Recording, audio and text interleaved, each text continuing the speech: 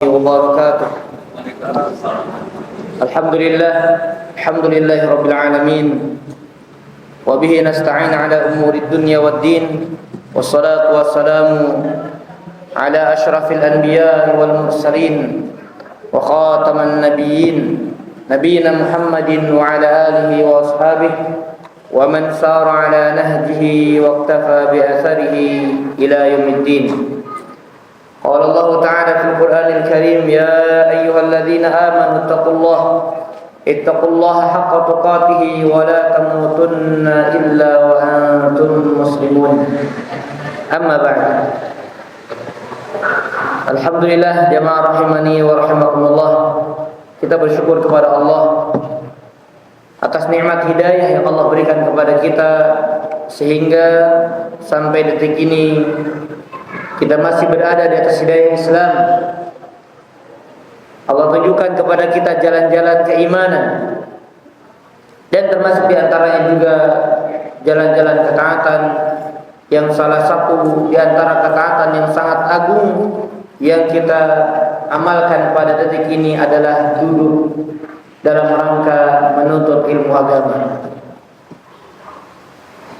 Dan sebagaimana Allah kumpulkan kita di tempat ini, mudah-mudahan Allah Subhanahu wa ta'ala mudahkan jalan kita menuju surganya, dan kemudian kita berkumpul di surga Allah Subhanahu wa ta'ala bersama orang-orang yang kita cintai, terutama Nabi kita Muhammad sallallahu alaihi wasallam.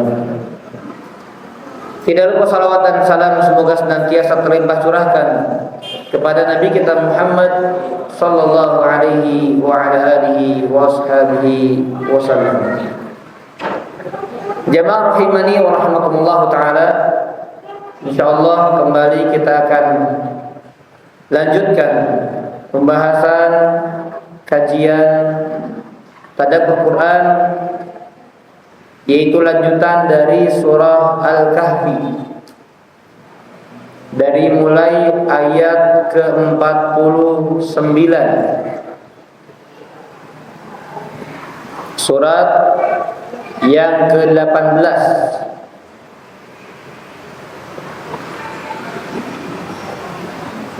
Dari mulai kita mulainya dari 47 ya. Insyaallah kita mulai dari ayat yang ke-47. Baik, bisa dibuka dan kita akan simak bersama, kemudian kita kaji bersama ayat-ayat yang Allah turunkan dalam Al-Qur'anul Karim ini, yang mudah-mudahan dengan kita menyimaknya, dengan kita mentadabburinya dan berusaha kita amalkan, semoga menjadikan hidup kita semakin berkahi Allah Subhanahu wa ta'ala. Baik, Allah Subhanahu wa ta'ala berfirman: A'udzu billahi minasyaitonir rajim. Wa yawma nusayyirul jibala wa taral arda barizatan wa hasharnahum falam nughadir minhum ahada. Kata Allah Subhanahu wa ta'ala, dan ingatlah pada hari ketika kami perjalankan gunung-gunung, dan engkau akan melihat bumi itu rata,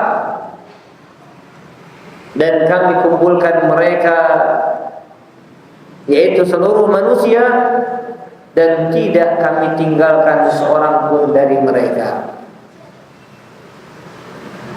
Jamaah rahimani wa rahimakumullah ta'ala, ayat yang ke-47 ini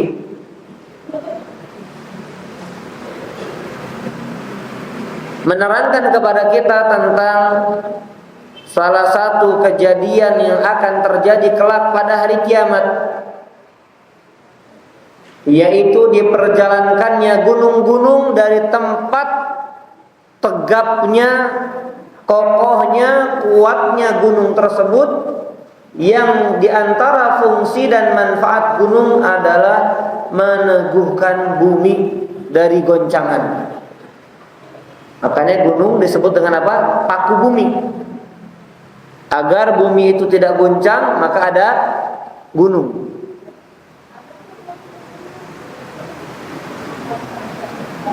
Dan kondisi tersebut adalah kondisi yang sangat menegangkan.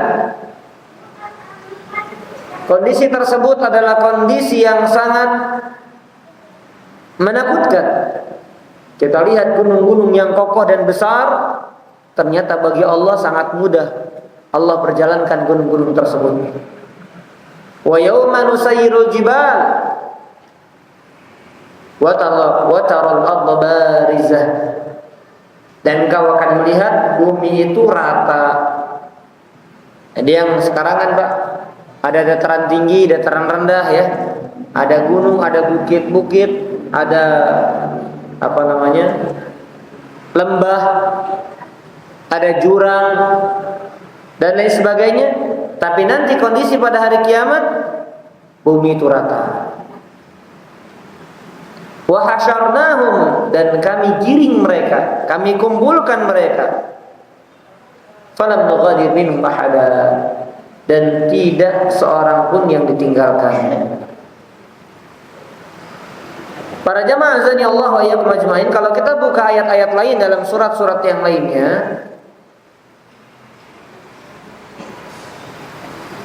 di antaranya Allah menerangkan gunung itu kondisinya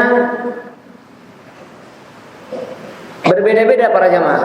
Jadi dalam ayat ini kalimatnya diperjalankan, tapi dalam ayat lain silakan dilihat para jamaah. Dalam surah An-Naba ayat yang ke-20. Surat An-Naba para jamaah ayat yang ke-20. Gampang ya cari surat An-Naba. Juz 30 soalnya ya. Jadi gampang. Di dalam ayat yang ke-20 Allah Subhanahu wa taala berfirman,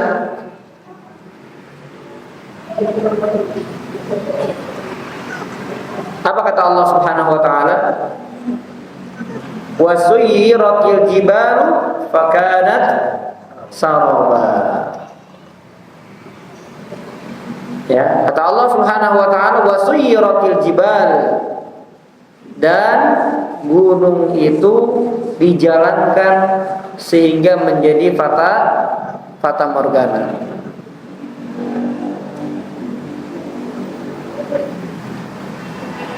Jadi tadi apa? Kalimatnya hanya diperjalankan, tapi dalam ayat lain menjadi fata morgana. Di dalam ayat yang lainnya, kita hafal ayatnya juga di juz ke-30. Surah Al-Qari'ah ayat yang ke-5. Wa takunul jibalu kal'ihnil manfush. Maka gunung-gunung itu seperti apa? Kapas yang bertebaran, yang berterbangan. Bayangkan Pak, gunung yang besar seperti kapas yang berterbangan, yang berat seperti ringan. Dalam surat lain kita jelaskan satu persatu para jemaah. Dalam surah yang lain, surat Al-Muzammil, mungkin bisa dicatat kalau tidak terkejar untuk membukanya. Dalam surat Al-Muzammil ayat yang ke-14 berkaitan dengan kondisi gunung juga. Allah mengatakan, yauma tarjuful ardu wal jibal wa kanatil jibalu kafiban mahila. Ingatlah pada hari ketika bumi dan gunung-gunung berguncang keras, dan gunung-gunung itu menjadi seperti onggokan pasir yang dicurahkan. Tahu pasir Pak? Pasir kan numpuk Pak ya. Bapak-bapak yang pernah bangun rumah, renov rumah, tahu kan ya pasir atau pinggir jalan yang jualan pasir. Maka seperti pasir yang dileburkan, dicurahkan begitu. Sekarang ya nggak bisa Pak ya, harus pakai alat-alat berat itu, digaruk habis saja. Kalau nanti seperti pasir aja gitu, Pak.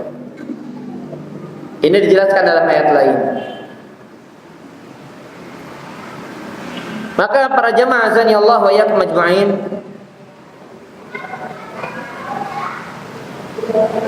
intinya ya banyak kondisi-kondisi yang terjadi pada hari kiamat berkaitan dengan gunung ini. Maka maksudnya, kata Syekh Utsaimin rahimahullahu taala,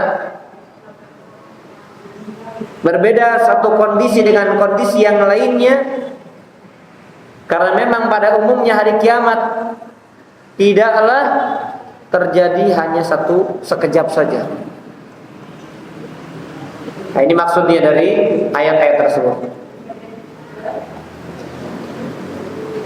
Yang mana ini semuanya menunjukkan para jamaah gentingnya kondisi yang terjadi pada hari kiamat.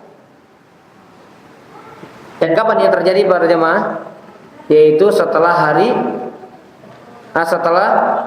hari di mana manusia semuanya wafat. Paham maksudnya? Jadi manusia diwafatkan karena pertama perjalanan manusia, nanti kita akan singgung para jamaah. Perjalanan manusia itu yang pertama adalah alam ruh. Kemudian alam rahim. Semua kita sudah melewati itu. Kemudian yang ketiga sekarang alam dunia. Semua kita sedang menjalani ini. Kemudian setelah itu apa? Alam barzakh. Dan setelah alam barzakh adalah hari di mana kehancuran alam semesta. Ya, hari di mana alam semesta itu hancur. Di antaranya apa yang disebutkan dalam ayat ini.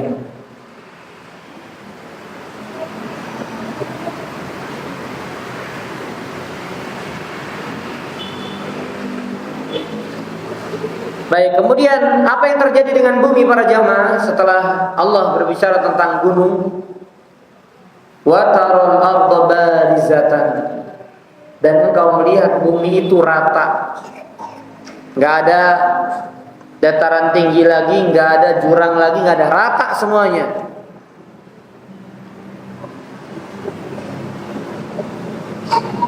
Maka bumi itu seperti apa? Seperti kulit yang dibentangkan. Sebagaimana firman Allah Subhanahu wa taala di dalam surah Al-Insyiqaq, "Idza as-samaa'u insyaqqat wa adinat li rabbiha wa huqqat wa idzal ardu muddat." Dan apabila bumi diratakan, dibentangkan. Nah, berarti para jamaah ini menunjukkan bahwasanya bumi sekarang tidak rata, Pak, karena nanti akan diratakan nanti. Ini kondisi yang kedua. Maka apa yang terjadi setelah itu para jamaah? Setelah hancur segala sesuatu, bumi jadi rata, wa hasyarnahum, dan kami kumpulkan mereka manusia. Kalimatnya apa? Wa hasyarnahum. Kalimatnya adalah kami giring, kami kumpulkan mereka. Maka bumi tempat berkumpul manusia saat itu diberi istilah dengan apa? Padang mahsyar. Karena kalimatnya lihat, wa hasyarnahum, maka disebut dengan al-ardul mahsyar atau ardul mahsyar, bumi tempat dikumpulkannya, digiringnya manusia, semuanya berkumpul di titik tersebut, di bumi tersebut atau tempat tersebut. Nah, jamaah azani Allah wa iyyakum ajma'in.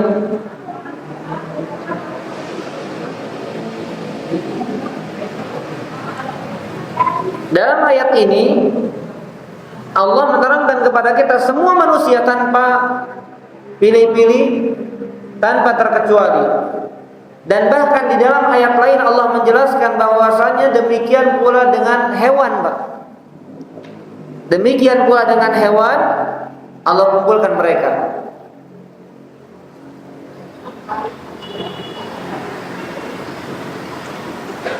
Sebagaimana Di dalam surat Al-An'am ayat 38, Pak.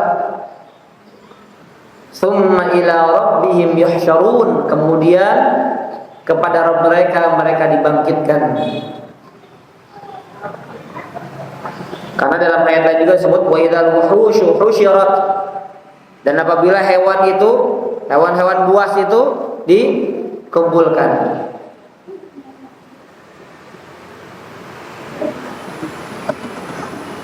Untuk apa, Pak? Kalau hewan dikumpulkan untuk apa? Padahal hewan gak punya akal. Padahal hewan itu bukan makhluk yang mendapatkan amanah untuk menjalankan syariat. Tetapi kenapa dibangkitkan para jamaah? Untuk di apa? Di hisab. Jadi hewan juga dihisab. Subhanallah. Dalam tanda kutip dihisab untuk dikisos. Jadi hewan buas yang menerkam, hewan buas yang menzalimi hewan lainnya, nanti pada hari kiamat pun dibalas. Apalagi kita manusia, Pak. Na'udzubillahi minadz zulmi.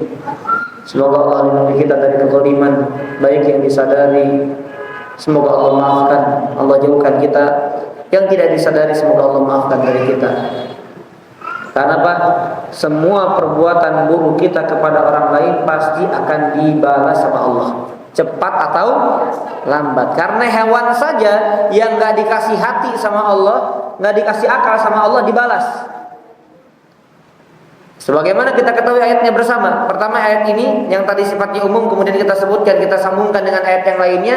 Demikian pula dalam surat An-Naba di ayat yang terakhir. Yaqulu ya laitani qaddamtu li, apa kata Allah? Wa yaqulul kafiru ya laitani kuntu turaba. Dan orang kafir berkata, laitani, andaikan aku dulu hanyalah, atau andaikan aku hanyalah tanah saja. Karena kalau tanah itu gak akan hisab, gitu ya. Dan kenapa mereka orang kafir berharap agar menjadi tanah? Karena mereka melihat hewan dibalas sama Allah. Sebagaimana dalam hadis yang sahih,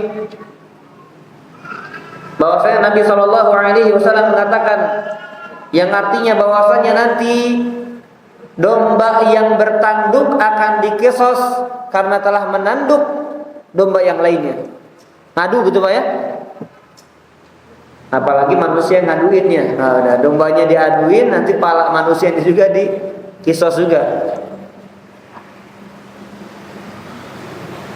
Dan tidak ada satu amalan pun kecuali akan dihisab oleh Allah Subhanahu wa taala.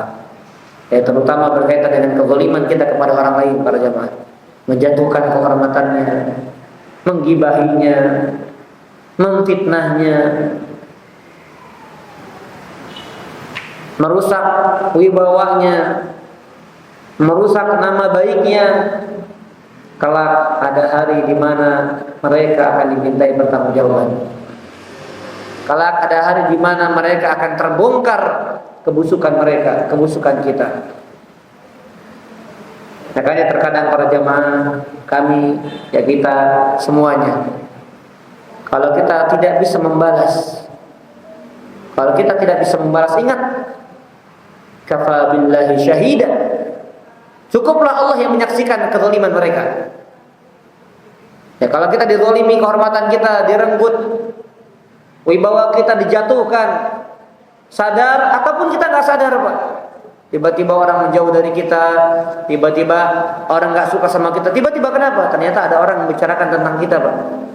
Maka ingat, kafa billahi syahida, maka cukup Allah sebagai saksi. Allah yang tahu perbuatan mereka sekalipun kita tidak tahu. Allah tidak tidur sekalipun kita tidur. Dan Allah akan hitung semua kezaliman itu. Maka cukup Allah yang akan membalas. Dan ini sebagai bentuk perhatian untuk kita agar berupaya tidak menzalimi orang lain di belakang mereka terutama. Kemudian juga memperingati bagi orang-orang yang zalim dan mengatasnamakan atau mengistilahkan dirinya sudah ngaji, sudah belajar, sudah kenal sunnah dan lain sebagainya, tapi tidak ada perubahan dalam sikapnya terkait kezaliman kepada orang lain, kepada temannya, kepada bawahannya, kepada gurunya, maka hati-hati, domba saja akan dibalas oleh Allah, apalagi kita. Baik, dan jamaah azani Allah ya majma'in. Tadi Allah mengatakan apa? Falam nughadir minhum ahada. Tidak seorang pun kami tinggalkan. Jadi enggak ada satu orang pun yang terlewatkan untuk kemudian dibangkitkan dan dikumpulkan di padang mahsyar. Makanya ada satu cerita para jamaah. Ada orang yang saking takutnya kepada Allah, takut nanti dihisab sama Allah, dan ketika dihisab nanti mengakui dosa-dosanya dan diazab sama Allah, maka orang ini mati dalam keadaan berwasiat, nanti kalau saya mati tolong bakar saya. Namanya dia apa? Kremasi. Ya. Bukan kremasin, bukan. Kremasi. Kan kremas ya. Maka akhirnya wasiatnya ditunaikan, Pak. Setelah dia meninggal, Pak, dibakar agar habis menjadi debu. Boleh nggak Pak seperti itu? Nggak boleh. Tapi orang ini dimaafkan sama Allah, Pak. Kenapa? Tapi nggak boleh ditiru setelahnya ya. Karena saking takutnya, Allah tahu alasannya, saking takutnya dia kepada Allah, maka Allah maafkan dia dan Allah memberikan rahmat kepadanya. Tapi bukan untuk ditiru ya ini. Waduh, saya takut ya Allah. Kenapa? Karena orang ini menganggap kalau dia dileburkan badannya, dibakar badannya, nanti nggak akan dibangkitkan, nggak akan dikumpulkan di padang mahsyar. Karena kan udah kepisah-pisah. Dia mengira begitu. Makanya ayat ini menegaskan para jamaah, kata Allah terdapat tidak seorang pun yang terlewatkan kami akan kumpulkan di padang mahsyar. Maka orang yang matinya naudzubillah dimutilasi, dipisah-pisah antara satu anggota tubuhnya dengan anggota tubuh yang lainnya. Ada orang yang kebakar habis gosong dan seterusnya. Ada orang yang maaf ya, tabrakan hancur. Ya, dan kemudian tercecer. Nasallallahu salam wal afiyah. Tercecer dagingnya kemana-mana. Misalnya Pak. Tapi ingat, kelak di padang mahsyar dia tetap utuh Pak. Tetap akan dikumpulkan oleh Allah Subhanahu wa taala. Baik dia mati di laut tenggelam, baik mati di daratan, baik di gunung, baik di jurang, semuanya dan tidak seorang pun yang tertinggal untuk kemudian dikumpulkan di padang mahsyar. Dan pada saat itu, ini hari yang sangat genting para jamaah sekalian rahimani wa rahimakumullah. Manusia pada saat itu semuanya dalam keadaan apa? Dalam keadaan kondisinya, fisiknya telanjang. Dan ini ada hikmah besar para jamaah sekalian. Orang biasanya sibuk dengan aib orang lain, Pak. Betul nggak Pak? Apalagi ini auratnya, bukan aibnya saja Pak, auratnya terpampang jelas. Karena tidak ada satu helai kain, bahkan tidak ada satu helai benang pun yang dikenakan oleh manusia saat itu. Semuanya tidak terkecuali, termasuk para nabi dan para rasul alaihi wassalatu wassalam. Tidak terkecuali yang mulia, yang hina, yang mukmin, yang kafir, yang adil, yang zalim, raja ataupun rakyat jelata, semuanya dibangkitkan manusia dalam keadaan telanjang, tidak dalam keadaan dikhitan dan tidak dalam keadaan menggunakan alas kaki. Apa hikmahnya para jamaah? Kadang manusia kita Pak lupa sama aib sendiri, aib orang lain kelihatan. Betul nggak Pak? Di dunia nanti orang lain Pak aibnya kelihatan banget itu Pak, tapi boro-boro sibuk dengan aib orang lain. Kenapa? Karena dia akan sibuk dengan aib sendiri. Dan ternyata yang bukan kita saja yang kepikiran, mungkin kita kepikiran Pak, nanti kelihatan dong auratnya. Pernah nggak kepikiran begitu Pak? Ketika dengar hadis ini, nanti kelihatan auratnya. Laki-laki lihat perempuan yang bukan mahramnya, perempuan lihat laki-laki yang bukan mahramnya, kelihatan. Maka ternyata Aisyah pernah punya pikiran yang sama. Ya Rasulullah, tidakkah sebagian mereka melihat sebagian yang lain tentang aurat-aurat mereka? Maka Nabi SAW pada hari itu adalah hari di mana manusia sibuk dengan urusannya masing-masing. Boro-boro melihat orang lain. Allah Subhanahu wa taala berfirman di dalam surah Abasa, kata Allah Subhanahu wa taala, "Fa idza ja'atis shakhah," apabila hari kiamat datang, yauma yafirul mar'u min akhi, lari seseorang dari saudaranya, wa ummihi wa abi, bahkan dari bapak ibunya, wa sahibatihi wa bani, dari istri dan anaknya lari, Pak. Ada anak meminta perlindungan orang tuanya, maka apa? Nggak bisa. Ada suami atau istri meminta perlindungan pasangannya, lari. Kenapa? Allah mengatakan likulli imri'in minhum yawma idzin sya'nu yughni. Karena pada hari itu manusia sibuk, ada urusan yang membuat mereka sibuk. Ada urusan yang membuat mereka tersibukkan dengan urusan tersebut. Jamaah azan ya Allah ya kemajmu'in. Masih berkaitan dengan ayat ini. Pada hari kiamat nanti, di mana manusia dibangkitkan dan dikumpulkan di padang mahsyar, maka saat itu manusia dibiarkan. Manusia belum ditetapkan kemana dia akan kembali. Maka sebagian mereka berkata kepada sebagian yang lainnya agar mereka itu diberi keputusan. Apa keputusannya nih? Selamat, celaka, surga, neraka, bahagia atau sengsara? Maka tibalah nanti ada tahapan di mana mereka minta apa? Syafaat. Datang kepada Nabi Adam malu nggak mau beri syafaat. Datang kepada Nabi Nuh juga sama. Datang kepada Nabi Isa, datang kepada Nabi ini dan seterusnya. Akhirnya pada ujungnya mereka datang kepada siapa? Nabi Muhammad Rasulullah sallallahu alaihi wasallam. Dan Nabilah kemudian yang memberikan syafaat, meminta kepada Allah untuk umat.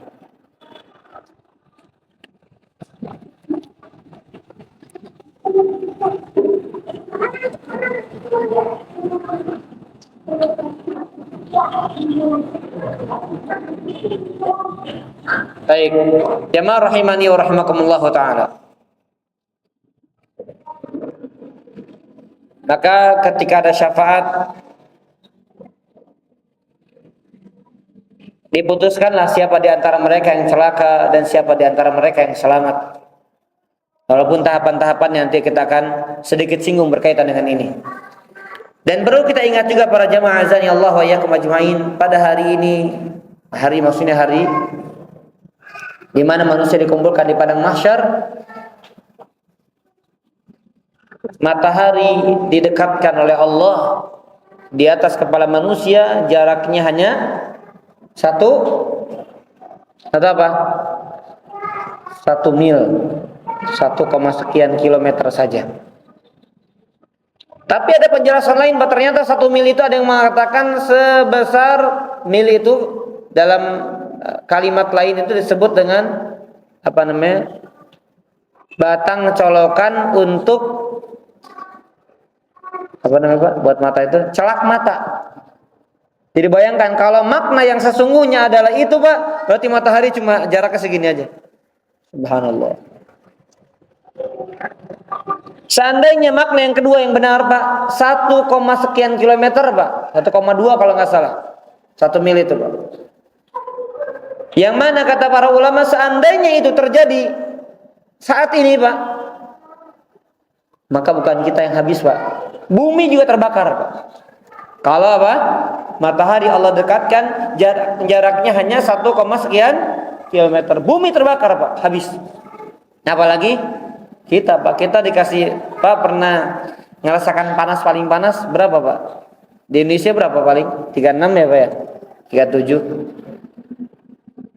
Kalau saya pernah merasakan 4142 lah. Wah itu udah luar biasa panasnya.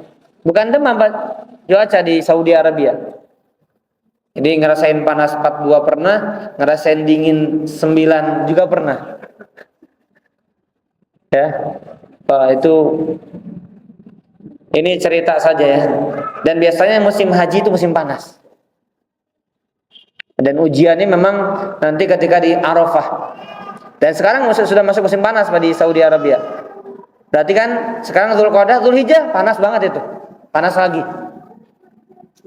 Yang akan berangkat haji semoga Allah mudahkan ya. Karena panasnya luar biasa, luar biasa.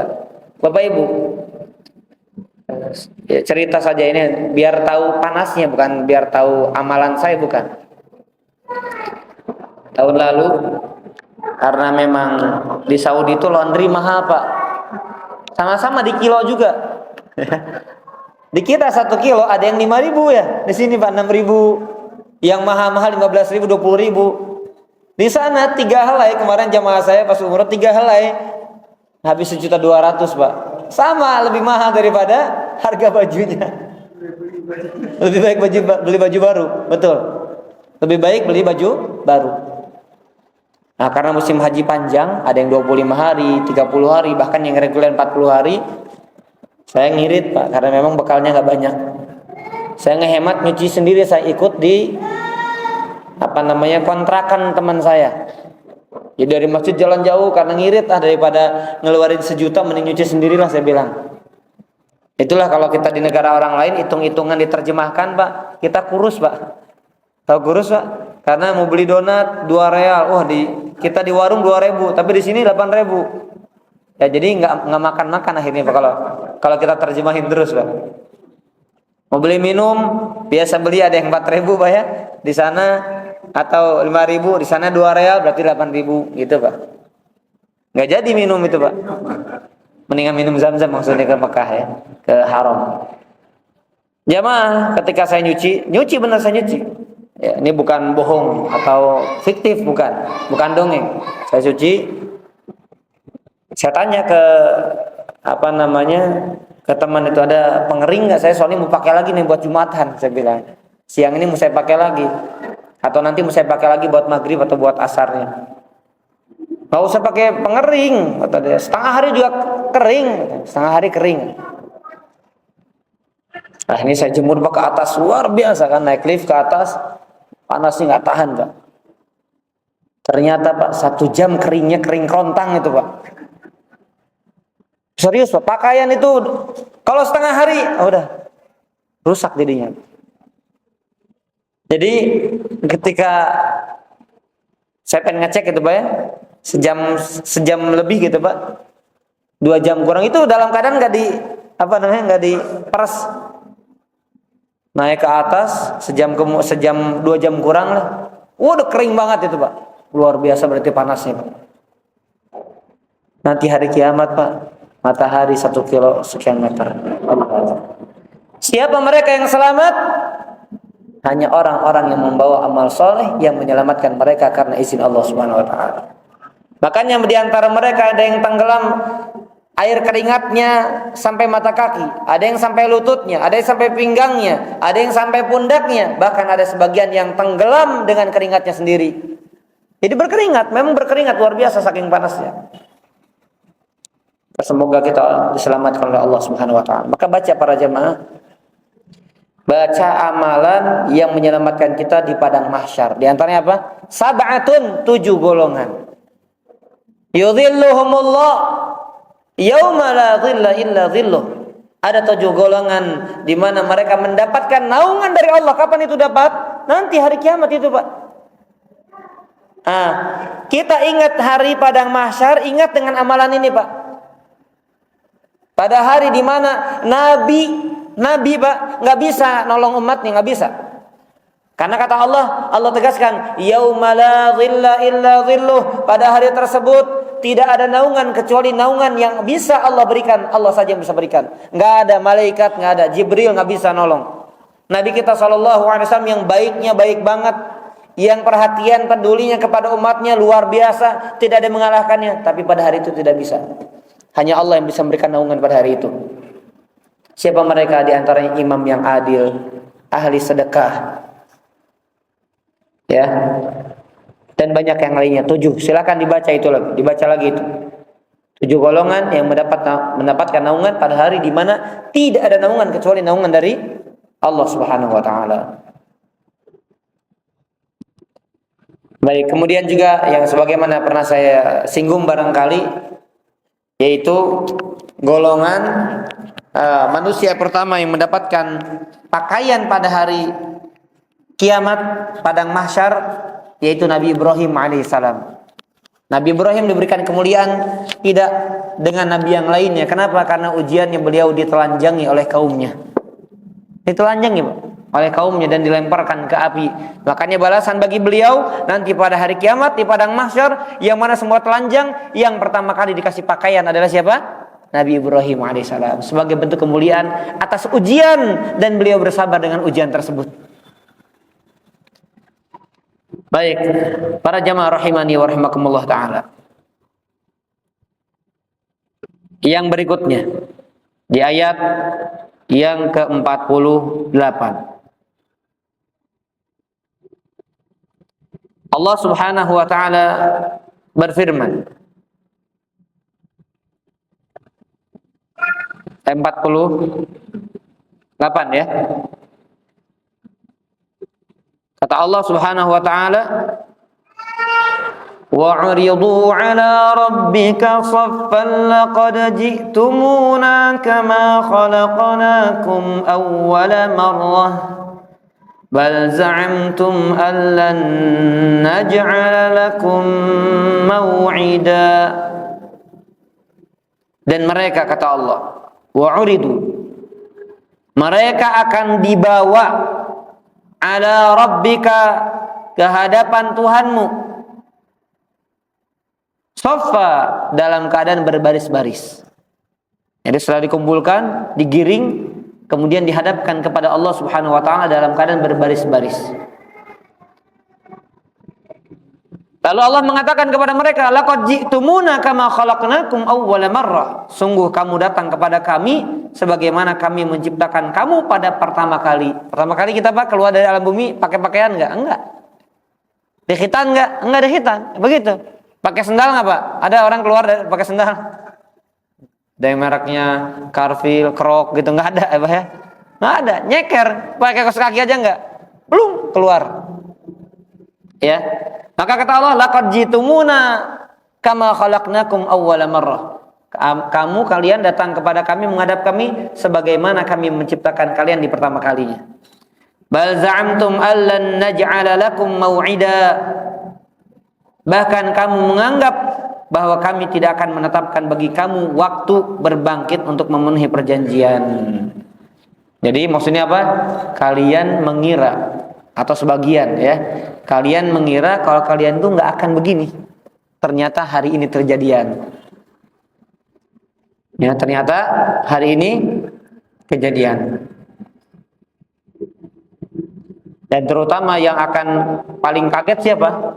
Orang kafir, Pak, karena mereka nggak yakin dengan hari kebangkitan. Kalau orang mukmin beriman, salah satu bentuk iman mereka, orang beriman adalah mengimani bahwasanya ada hidup setelah mati. Mengimani bahwasanya mereka akan dibangkitkan menuju Allah. Mereka akan dihadapkan kepada Allah Subhanahu wa ta'ala. Ini salah satu bentuk keimanan bagi setiap orang yang beriman. Maka pada hari itu, ketika dihadapkan kepada Allah setelah mereka dikumpulkan dan tidak diberikan keputusan, kemudian setelah itu diberikan keputusan, maka datanglah hari yang disebut dengan hari Yaumul Hisab. Hari di mana Allah menghisab setiap amal kita.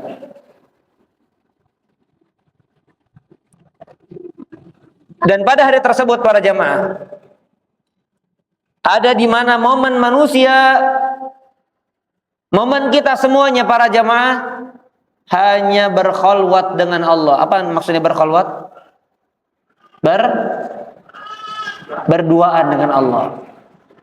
Bersendirian kita, tidak ada siapa-siapa kecuali di hadapan kita Allah. Itu adalah semuanya, Pak. Bayangkan, Pak, jutaan, miliaran, triliunan manusia, semuanya begitu, Pak. Tapi innallaha sari'ul hisab. Allah maha cepat apanya? Hisab. Dia dianggap kapan kelarnya ya Allah ya? Satu.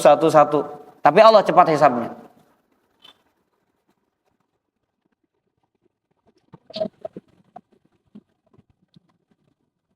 Jamaah rahimani wa rahimakumullah ta'ala.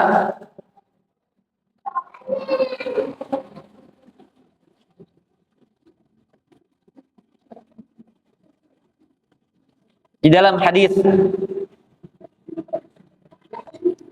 yang diriwayatkan oleh Imam Bukhari, Imam Muslim,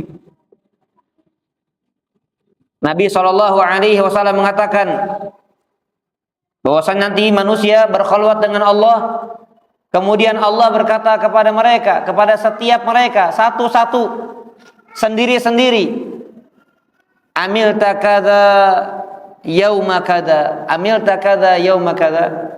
Wahai fulan, mari kita bayangkan para jamaah Bapak Ibu sekalian. Allah mengatakan kepada kita, wahai fulan, pada hari A, B, C dan seterusnya engkau melakukan perbuatan ini, fulan. Maka orang beriman mengatakan apa? Ay Rabb, ya Allah, saya melakukannya. Wahai fulan, pada hari tersebut engkau menggibahi, engkau mencuri, engkau berbuat curang, engkau berdusta dan lain-lain. Maka dia mengatakan, ya Allah, iya ya Allah, iya ya Allah. Kenapa? Karena pada hari itu manusia tidak bisa berbohong, nggak bisa di hadapan Allah. Fayaqulu lahu akramul akramin, maka zat yang paling baik, yang paling mulia berkata kepada kita dan kepada setiap manusia, semoga kepada kita maksudnya, inni qad satartuha 'alaika fid dunya wa ana aghfiruha lakal yaum. Setelah kita semuanya mengaku akan dosa-dosa kita, semua mereka mengaku akan dosa-dosa mereka, semoga kita termasuk di dalamnya. Mereka menganggap kalau mereka pasti celaka, Pak. Kenapa? Dosanya semua jadi ungkit sama Allah. Amalnya sedikit, dosanya banyak. Tapi Allah mengatakan, sungguh wahai fulan, engkau dengan dosa-dosamu itu sudah aku tutupi ketika kamu hidup di dunia. Dan hari ini semua dosamu aku ampuni. Allahu Akbar. Ketika kamu hidup di dunia, aku tutupi aibmu itu. Dosamu banyak orang nggak tahu. Dan pada hari ini aku ampuni dosa-dosa kamu semuanya. Semoga kita termasuk dalam golongan tersebut. Allah berkenan menutup aib-aib kita dan Allah berkenan menghapus semua dosa-dosa dan kesalahan kita. Allahumma amin ya rabbal alamin. Maka ini sebuah nikmat para jamaah ketika Allah mengampuni dosa. Makanya para ulama mengatakan tidak ada nikmat yang paling besar nanti pada hari kiamat melebihi nikmat diampunkan dosa. Tidak ada nikmat, kita kan selama ini, ya Allah ringankan hisab, ya Allah mudahkan kami berjalan di atas sirat, ya Allah perberat timbangan amal soleh kita, ya Allah. Betul, tapi yang pertama apa, Pak? Diampuni dosa. Kalau orang sudah diampuni dosanya, ya hisabnya ringan, di atas siratnya ringan, masuk surganya mudah. Kenapa? Karena yang menjadi beban adalah dosanya. Bisa dipahami, Pak ya? Baik.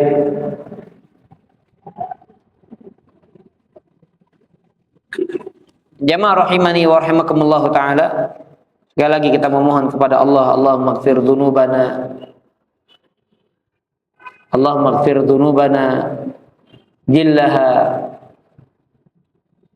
wa saghiraha diqqaha wa sirraha wa alaniyataha wa awwalaha wa akhiraha.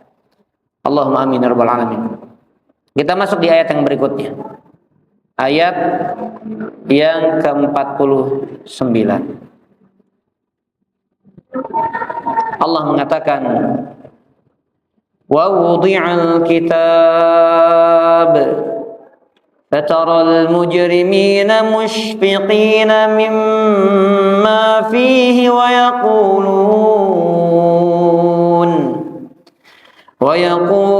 يا ويلتنا ما لهذا الكتاب لا يغادر ويقولون يا ويلتنا ما لهذا الكتاب لا يغادر صغيرة ولا كبيرة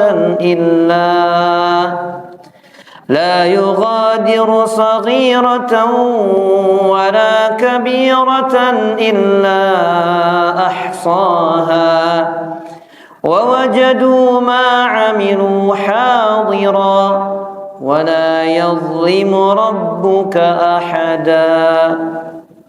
Allah mengatakan wudi'al kitab, dan diletakkanlah kitab catatan amal. Semua kita sedang menulis dalam catatan-catatan tersebut. Siapa yang menulisnya? Kita, dalam tanda kutip. Lalu engkau akan melihat orang yang berdosa merasa ketakutan. Siapa di antara kita yang bukan berdosa statusnya, Pak? Semua kita adalah pendosa. Lalu orang yang berdosa merasa ketakutan terhadap apa yang tertulis di dalamnya. Karena mereka tahu amalnya sangat sedikit, maksiatnya banyak, dosanya banyak. Dan mereka berkata, ya wailatana, betapa celaka kami. Ma li hadzal kitab. Buku catatan apa ini? Kitab apa ini? Kenapa mereka kaget dengan itu? Karena ternyata la yughadiru saghiratan wala kabiratan illa ahsaha. Karena tidak ada yang kecil maupun yang besar kecuali semuanya tercatat rapih di sana. Yang nampak, yang tersembunyi, yang lahir, yang zahir batin, maka semuanya tercatat semuanya, Pak. Tidak sedikit pun yang terlewatkan dalam catatan tersebut.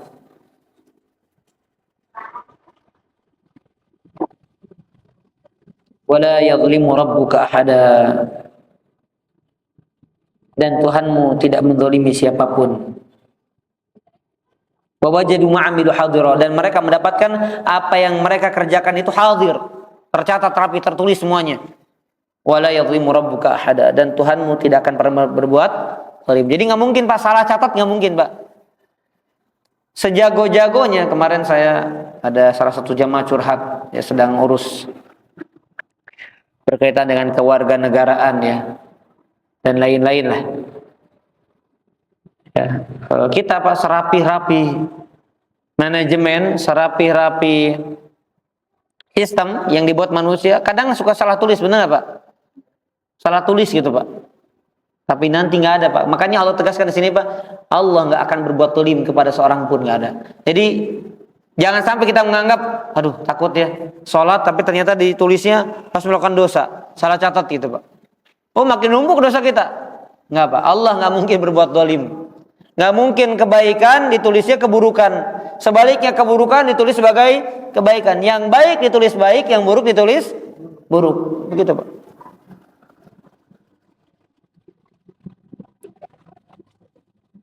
Ya. Para jamaah azani Allah wa iyyakum ajmain. Ayat ini menerangkan kepada kita bahwasanya nanti ada hari di mana setelah hari hisab, ini karena urutannya begitu, Pak. Setelah hari hisab, maka hari di mana mereka menerima catatan amal. Ya, kita akan jelaskan para jamaah azani Allah wa iyyakum ajmain. Baik, secara umum, karena ini baru kami sampaikan juga dalam khutbah Jumat, ya, dan lain sebagainya. Mungkin ada rekamannya nanti di YouTube, ya. Karena ini rekam bisa, Sukma? Oh, rekam bisa. Oh iya, baik. Ya.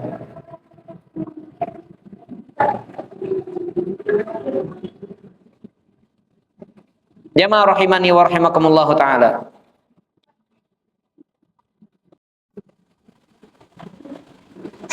Secara umum, Silakan dicatat ya, tapi sekarang gampang ya di internet dan lain sebagainya, tapi untuk menjadi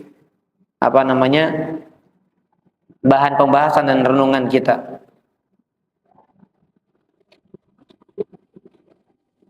Secara umum perjalanan manusia, perjalanan kita semuanya Bapak Ibu masih sangat panjang. Betul atau tidak? Bukan hidup kita yang masih panjang umurnya, bukan. Tapi perjalanan setelah kita hidup, mati, nah itu Pak, sejak mati sampai nanti ke surga atau neraka itu masih panjang. Dan kita berada di mana sekarang Pak? Di alam berarti baru 2 tahapan yang kita lewati dan 1 yang sedang kita jalani. Tadi sebagaimana saya singgung, pertama alam ruh, kemudian alam janin, sekarang alam dunia. Setelah Allah wafatkan kita, Allah pisahkan antara ruh dengan jasad kita, Allah cabut nyawa kita, maka kita berada di alam yang disebut dengan alam barzakh atau alam kubur. Ingat para jemaah, 1 hari di hari akhirat, berarti mulai kapan? Mulai akhirat itu kapan Pak? Alam barzakh. 1 harinya sama seperti 1000 tahun. Panjang nggak Pak? Panjang sekali para jemaah.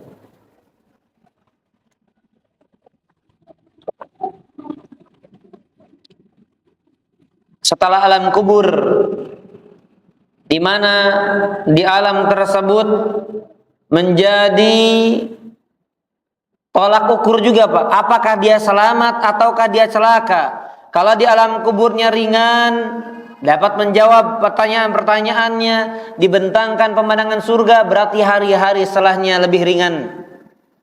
Tetapi barang siapa yang berat di alam barzakhnya, maka hari-hari setelahnya berat.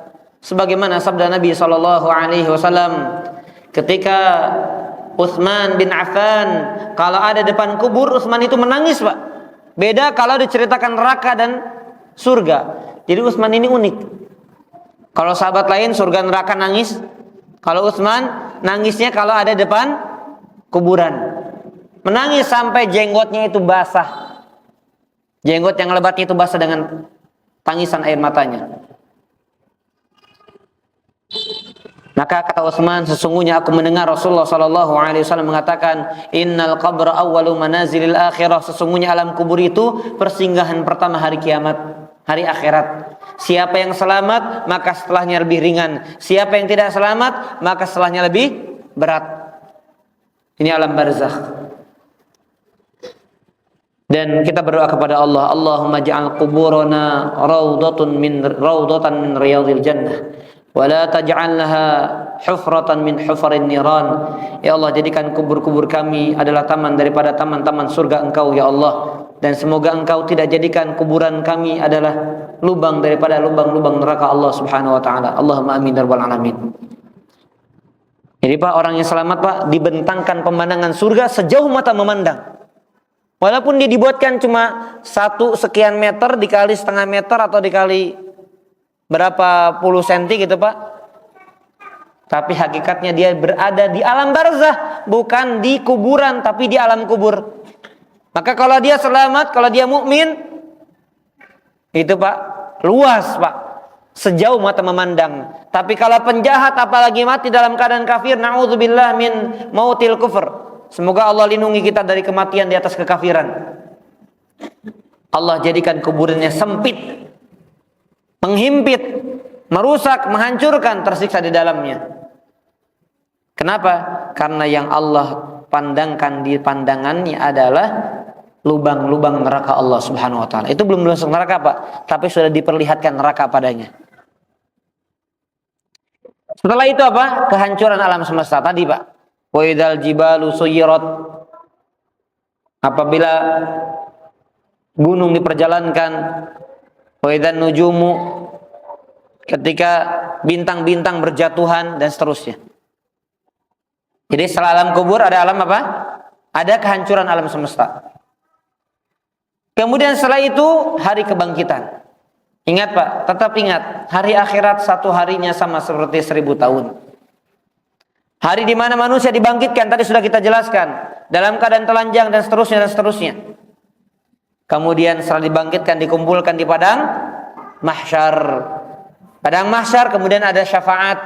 Itu urutannya, Pak. Manusia datang untuk minta syafaat yang berujung mintanya kepada lewat Nabi SAW. Karena arti syafaat adalah meminta pertolongan untuk mendapatkan kebaikan atau menghindarkan dari keburukan. Itu arti syafaat. Setelah itu apa? Hisab. Dan hisab ini ada dua jenis para jamaah. Hisab ini dua jenisnya. Para jamaah kira-kira apa?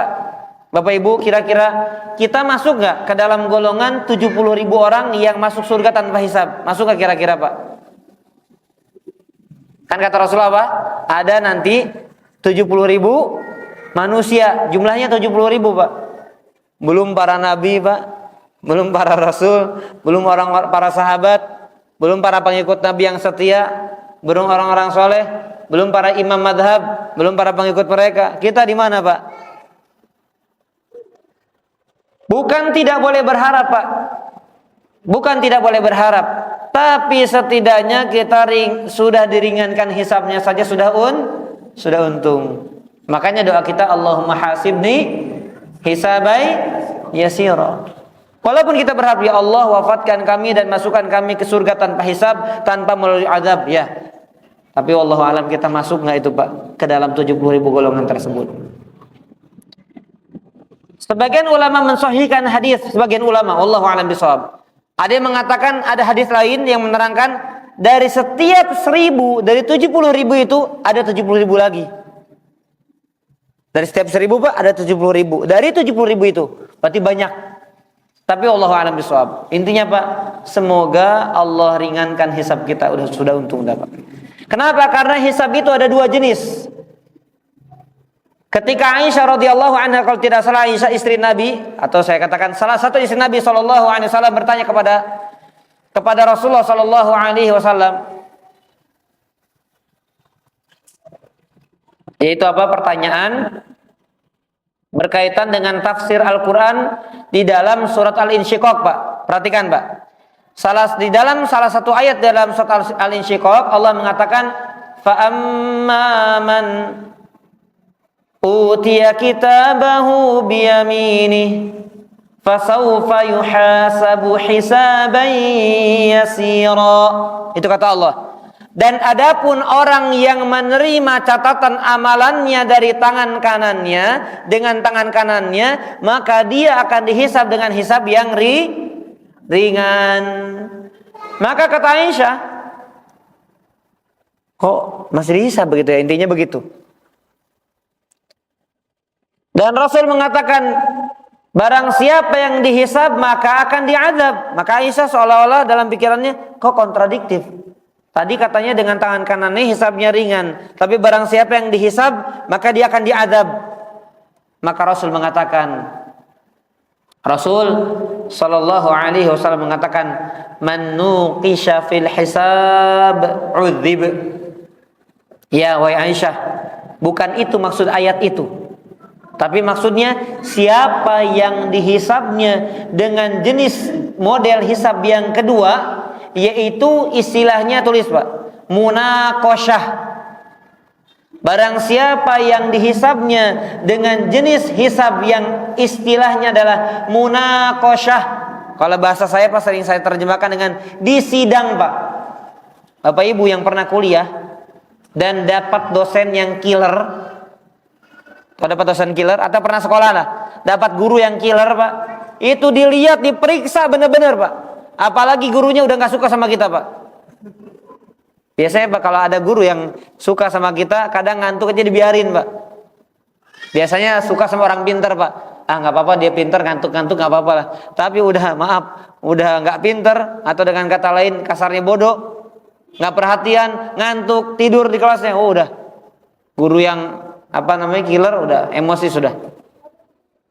Maka barang siapa yang ditanya oleh Allah dengan pertanyaan yang detail, kalau model sekarang mahasiswa yang ditanya oleh dosennya dengan cara yang killer, dirinci, ini kenapa nggak ada titiknya? Dan biasanya ini nggak ada titiknya, tapi nggak apa-apa lah. Kan begitu ya? Oh bagus kamu, contreng. Kadang gitu, Pak, ya. Itu sedang skripsi. Tapi ada dosen yang rinci sekali, Pak. Ini tanda tanyanya mana? Jadi sudah di-print semuanya, ulang lagi. Di-print semuanya, ulang lagi. Pernah begitu? Ya. Nah, barang siapa yang hisabnya ditanya sama Allah dengan detail, kenapa kamu lakukan begini? Dengan siapa? Pada hari apa? Dan seterusnya. Maka kalau model hisabnya begitu, pasti nantinya diadab. Pasti nantinya diadab kalau jenis hisabnya demikian. Ya. Tapi kalau hisabnya ringan, Pak, fulan, kamu melakukan ini, fulan. Iya ya Allah. Tanya lagi pertanyaan lain. Kamu melakukan ini juga? Iya ya Allah. Tadi jawabannya apa kata Allah? Kamu ketika di dunia ingat nggak? Aib kamu nggak ada yang tahu. Kenapa? Saya yang tutupin. Dan sekarang wahai fulan, aku kabari dosamu yang aku tutupi di dunia tadi, sekarang aku ampuni semuanya. Siapa zat yang lebih baik daripada Allah, Pak? Nggak ada zat yang lebih cinta, lebih baik daripada Allah. Makanya Rasul sendiri yang memberikan kesaksian. Zat yang paling cinta kepada manusia, kepada kita adalah Allah, bahkan melebihi kasih sayang dan cintanya seorang ibu untuk anaknya. Itulah Rabb kita yang kita sembah. Itulah Rabb kita yang kita harus mentauhidkannya. Itulah Rabb kita yang kita nggak boleh menyekutukannya sedikit pun dengan sesuatu apapun. Baik, setelah hisab, penyerahan catatan amal tadi. Ya, penyerahan catatan amal, di mana catatan tersebut tidak meninggalkan sedikit pun yang besar maupun yang kecil, kecuali semuanya tercatat rapi. Setelah itu apa? Ditimbang sama Allah. Ya, ditimbang. Mana yang lebih berat? Amal soleh atau amal buruk? Silakan dibuka surat Al-Qari'ah atau dibaca, dan yang hafal direnungkan. Fa amma man thaqulat mawazinuhu fahuwa fi 'ishatir radiyah wa amma man khaffat mawazinuhu fa ummuhu hawiyah wa ma adraka ma hiya narun hamiyah. Jadi yang berat amal solehnya, berarti lebih ringan dosanya, maka dia di kehidupan yang nikmat, yang lezat, yang diridhoi. Sebaliknya, barang siapa yang lebih ringan amal solehnya, berat timbangan dosanya, maka tempat kembalinya adalah neraka Allah yang sangat panas. Itu mizan, ditimbang. Apa saja yang ditimbang para jemaah? Bukan sekedar amal, Pak. Ternyata orangnya juga ditimbang, Pak. Nah, jadi hati-hati yang berat nih, Pak. Hati-hati yang punya berat, bobot berat, badannya berat. Enggak ya. Intinya kata Rasul SAW dijelaskan, manusia juga ikut ditimbang dengan amal-amal yang ditimbang. Kemudian setelah itu perjalanan manusia berikutnya adalah telaga. Telaga siapa? Telaga Nabi SAW. Dan tidak semua umatnya boleh mampir masuk ke dalam telaga. Tidak semuanya. Jadi ada di antara umat Nabi SAW yang tidak boleh masuk telaga. Kenapa, Pak? Ada yang tahu apa jawabannya? Di antara penyebab orang itu tidak bisa masuk ke dalam telaga dan minum dari air minum yang ada di telaga tersebut adalah karena berbuat bid'ah. Adalah karena melakukan sebuah amalan-amalan atau membuat amalan-amalan yang tidak dicontohkan oleh Nabi SAW. Sebagaimana hadis yang sahih, ada segelintir umat kata Nabi SAW, yang mereka nanti aku tunggu mereka, tapi ternyata ketika mereka akan masuk ke haud dihalangi, ada penghalang. Maka aku berkata, ummati, ya Allah, mereka umatku, ya Allah. Ya Allah, mereka umatku, izinkan mereka untuk masuk ke dalam telaga ini, untuk minum dari telaga ini. Tapi Allah mengatakan, ya Muhammad, innaka la tadri ma ahdatsu ba'dak. Wahai Muhammad, engkau tidak tahu setelah engkau meninggal apa yang mereka buat-buat dari agama. Itu mereka, itu bahasanya, Pak. Kamu nggak tahu mereka buat-buat syariat baru tuh. Ketika kamu sudah meninggal, mereka buat-buat syariat baru tuh. Maka orang seperti ini, Pak, di antara orang yang tercegah tidak bisa minum dari telaga Nabi. Dan ini kebinasaan, ini kecelakaan. Ini kesengsaraan. Kenapa, Pak? Karena Nabi mensifati telaga Nabi, Pak. Telaganya Nabi mensifati apa? Bahwasanya gelas-gelas yang ada, Pak, itu lebih banyak daripada bintang-bintang di langit. seperti bintang-bintang di langit. Kemudian Nabi mengatakan ma'uhu ahla minal asal. Airnya lebih nikmat daripada madu. Bukan giung, Mbak ya, enggak giung, Mbak. Karena kalimatnya lebih manis daripada madu. Madu aja udah manis banget ya. Kalau lebih manis lagi berarti apa? Giung, enggak giung. Wa abyad minal laban. Airnya Pak lebih jernih, lebih bersih daripada air susu. Man syariba minhum lam yadma abada. Barang siapa yang minum dari air telaga Nabi, maka selama-lamanya tidak akan pernah merasa haus. Ini Pak, saya tadi minum Pak, haus lagi Pak. Kita minum pas kenyang-kenyangnya, pasti akan ada saat kita haus lagi, betul nggak Pak? Tapi nanti siapa yang minum dari telaga Nabi, setelah minum itu Pak, nggak akan pernah merasa haus lagi selama-lamanya. Masya Allah. Kenapa? Karena airnya mengalir dari sungai yang ada di surga. Semoga Allah jadikan kita termasuk golongan orang-orang yang merasakan kenikmatan air tersebut. Berjumpa dengan Nabi SAW dan kita dijauhkan dari golongan-golongan yang terhalang dari telaga surganya. Dari telaga yang Allah karuniakan kepada nabinya. Baik, setelah telaga apa Pak? Terakhir Pak, sebelum surga dan neraka masih ada ternyata tahapan berikutnya, itu apa? Berjalan di atas sirat yang Allah bentangkan di atas neraka jahanam. Ada yang jalannya secepat angin, ada yang secepat kuda berlari, ada yang jalan biasa, ada yang jalannya seperti berlari-lari, ada yang merangkak, ada yang berjalannya dengan kepalanya kebalik. Akhirnya sampai juga. Dan yang paling parah adalah orang yang menggelantung di atas jembatan tersebut. Satu tangannya megang, satu kakinya nyangkut, tapi tangan dan kaki sebelahnya terkena hembusan api neraka. Jadi sebagian tubuhnya gosong Pak. Tapi akhirnya juga nyampe ke ujung Pak. Ini kondisi yang paling terburuk Pak. Na'udzubillah min dzalik. Tapi akhirnya nyampe. Dan yang celaka siapa? Orang yang tergelincir dan masuk ke dalam neraka jahanam. Karena para jamaah, nanti selain daripada sirat tadi yang Allah bentangkan di atas neraka jahanam, bukan sekedar licin, tapi ada pengait-pengait itu Pak, yang kena kaitan itu. Yang mana setiap Nabi berdoa kepada Allah, Allahumma sallim. Padahal mereka ahli surga Pak. Mereka berdoa, ya Allah selamatkan, ya Allah selamatkan. Dan semoga kita termasuk golongan yang Allah selamatkan di atas sirat tersebut, sehingga kita masuk ke dalam surga dengan cara yang cepat. Allahumma amin wa amin. Maka Pak, bayangkan Bapak Ibu, kita duduk di sini. Salah satu tujuan besarnya adalah agar Allah mudahkan kita jalan di atas sirat menuju surga Allah Subhanahu wa taala. Ingat itu Pak. Salah satu yang mendorong kita bertahan duduk di majelis-majelis ilmu seperti ini, seperti saya, seperti Bapak Ibu sekalian, karena Allah menjanjikan barang siapa yang menempuh satu jalan di dalamnya meniatkan untuk menuntut ilmu, maka Allah akan mudahkan jalannya menuju surga. Lihat, perjalanan panjang yang satu harinya sama seperti 1000 tahun tadi Pak. Ada alam barzakh, ada alam kebangkitan, dihancurkan mizan, hisab dan seterusnya Pak. Ada kemudian jembatan yang sangat licin yang menggelincirkan manusia. Tapi Allah janjikan, semoga Allah ikhlaskan niat kita duduk di sini para jemaah, dan semoga Allah Subhanahu wa taala ringankan, mudahkan jalan kita menuju surga Allah Subhanahu wa taala. Ini janji Allah.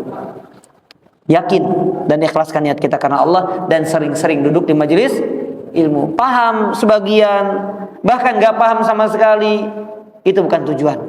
Walaupun kita berusaha paham, karena tujuan kita adalah balasan ganjaran akhirat nanti.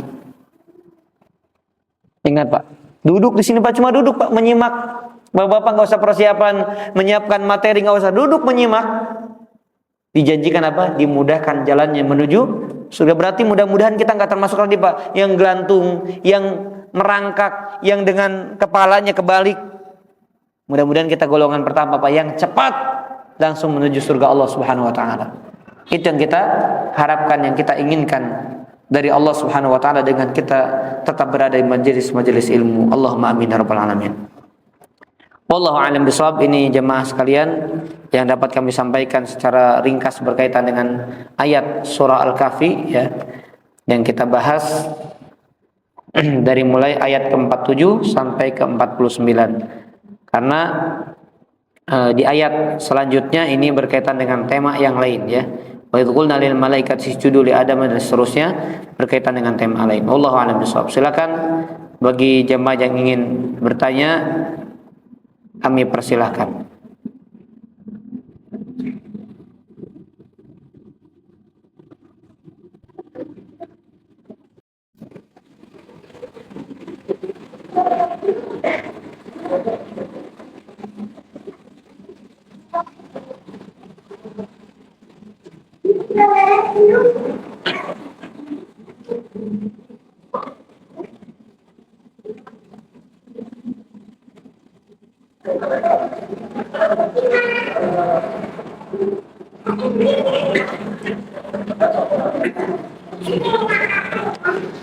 Ya.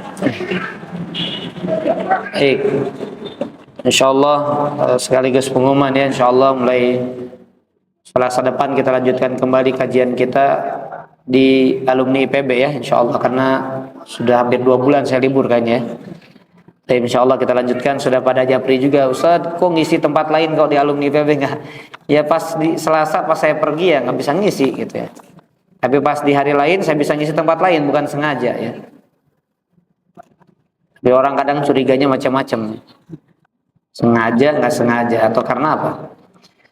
Assalamualaikum warahmatullahi wabarakatuh. Ustaz, jika kita memiliki deposito di bank dan kita ambil bunganya untuk fakir miskin, boleh? Boleh. Ya boleh, tapi sengaja kita daftar di bank konvensional berarti sudah setuju dengan ribanya. Jadi nggak bisa dijadikan alasan dan nggak bisa dibenarkan. Ustaz, saya akan hitung dirinci.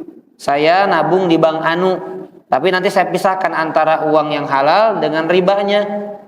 Ya maka sama seperti orang yang kredit motor yang ada denda ribanya. Kemudian yang mengatakan saya berusaha tidak akan terlambat agar tidak kena denda. Sama. Dia tulis MOU, menandatangani, itu sama saja berarti dia setuju dengan akad yang ada ribanya.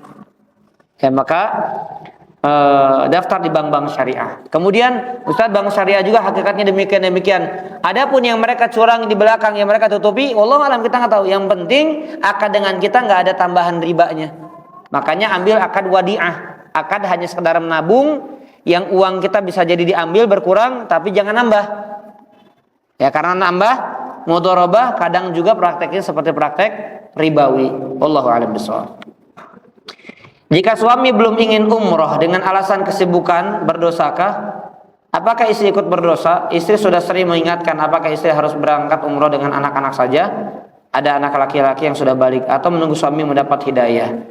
Hukum umroh menurut pendapat yang tepat hukumnya wajib bagi yang mampu. Jadi umroh hukumnya apa? Wajib. Allah mengatakan wa atimul hajja wal umrata lillah, dan sempurnakan haji dan umroh karena Allah. Ya. Nah, dan ini untuk umroh yang kali pertama. Adapun yang berikutnya maka tidak wajib lagi. Sama seperti haji. Haji wajib yang pertama, yang setelahnya nggak gugur kewajibannya, nggak wajib lagi.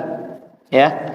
Nah, maka kalau si sang istri ini bisa berangkat dengan anaknya, maka segerakan, nggak boleh ditunda. Jadi yang wajib itu jangan ditunda, yang wajib itu disegerakan karena kita nggak tahu umur kita sampai kapan. Maka kalau dia diizinkan dengan anaknya, maka silakan dengan anaknya. Yang nggak ada anak bisa dengan kakaknya, bisa dengan ponakannya dan lain sebagainya. Wallahu a'lam bishawab. Hukumnya wajib, meninggalkannya berarti apa? Dosa.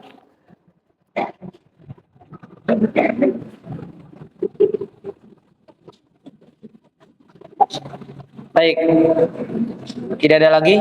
Barangkali ada yang ingin bertanya langsung, kami persilahkan.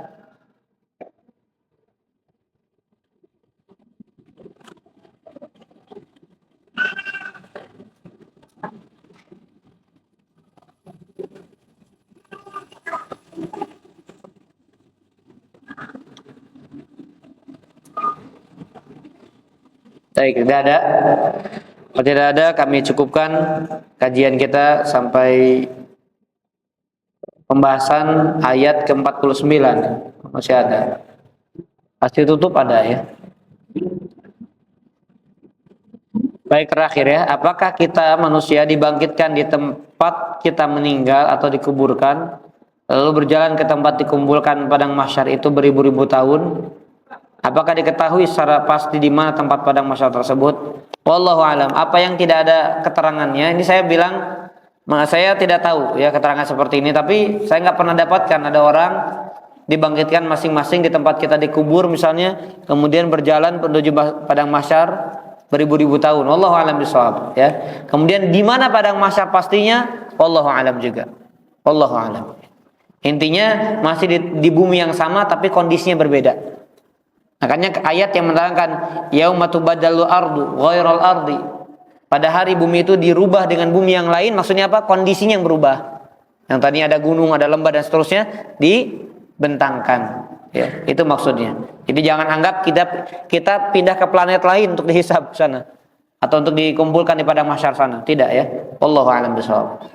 Demikian para jemaah sekalian, azani Allah ya majma'in, kita mohon kepada Allah mudah-mudahan Allah berkenan memaafkan dosa-dosa kita. Allah hapuskan kesalahan-kesalahan kita. Allah angkat derajat kita dan Allah tetapkan bagi kita pahala-pahala atas amal-amal soleh kita. Dan semoga Allah memaafkan semua kesalahan orang tua kita, kakek nenek kita, paman bibi kita, dan seluruh kaum muslimin, baik yang sudah wafat ataupun yang masih hidup. Semoga Allah Subhanahu wa taala memaafkan dosa-dosa, kesalahan-kesalahan pemimpin-pemimpin kita. Allah berikan hidayah, taufik agar mereka berbuat adil kepada rakyatnya. Semoga di antara kita barang siapa yang punya hajat yang belum terpenuhi, segera Allah penuhi. Yang doanya belum terkabulkan, semoga Allah segera kabulkan. Allahumma amin ya rabbal alamin.